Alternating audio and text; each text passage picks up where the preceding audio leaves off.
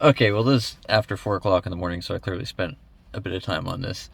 If you happen to buy one of these scanners, the D7, that are all the rage these days, and everyone buys thinking they're really great, and they're pretty good.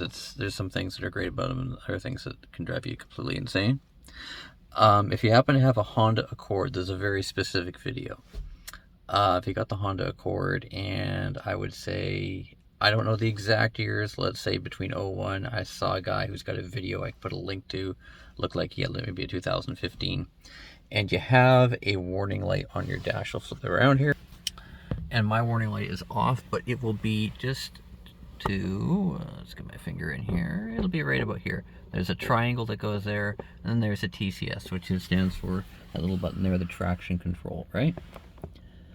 And so I looked around, and I actually had to do what I hate to do, which is really read and do a lot of research.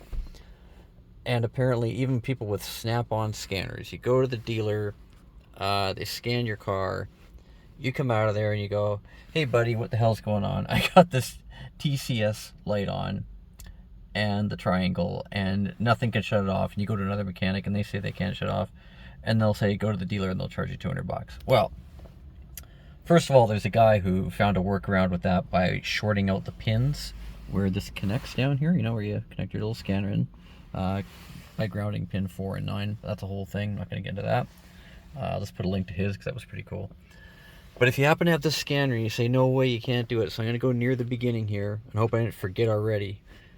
So this is just when you clicked on, 16 pin. So this is the very beginning. You plugged it in, you want to scan it. It's going to say 3 or 16 pin. I've never heard of a 3 pin, so I just clicked 16. Then, of course, well, I'm in Canada. Make fun of me all you want. And, okay, here we go. It's system selection, not scan. System selection. This is after you scanned it and you cleared all the trouble codes. Then you're going to go to, see, I almost forgot there, ABS, because the anti-lock braking system is tied into the traction control. So you hit the ABS. See that? Hit ABS. Next step, you got, I got to pause here for a sec. I believe it's special functions. Let's try that. Yeah, special functions. So ABS, special functions. And it'll give you that warning. I'll show you what it's going to say when you hit special functions. Note, when executing the following functions, PHEV, FHEV, and RALX and RLX hybrid vehicles must be put into maintenance mode for the engine to run.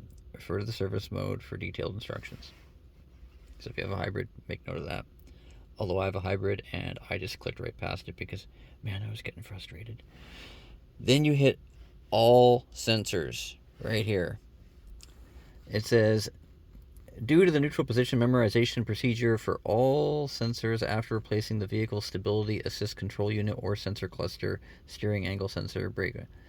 So this is the one that you want to say, yeah, okay, even though you haven't done that, but this is what will turn that light off. Conditions of test, except for 84.1, which is the one that popped up when I said, hey, why is that light on? And then I scanned it again, and it said, oh, you got a problem with anti-lock brake 84.1. I'm like, that's weird. I was just sitting in a parking lot, I scanned the car, I turned it on, and now I got this code for an anti-lock braking sensor. Didn't make sense. So you'll see here it says, except for code 84.1, which was that mystery code that came up, no diagnostic trouble codes is stored in the vehicle, and I don't have any, except I had that 84.1 up until like 30 minutes ago. Stability assist control, the engine is stopped, vehicle must remain level, release the parking brake pedal and set the steering wheel into a straight forward position, steering should be straight ahead. I did all that, and then I just pressed OK. Start neutral memorization by pressing OK. I'm not going to do it again. And after that, magically the light went out. So hopefully that helps you. I think I started the car. Yeah, I did, just to make sure. My car starts, there's no lights, even though I do have a little bit of a problem with the IMI, so that should come back on at some point. It usually comes back on after 15 or 20 minutes. But the light's out. Engine runs perfectly normally. We can put it in drive, and everything seems to be working perfectly as it should.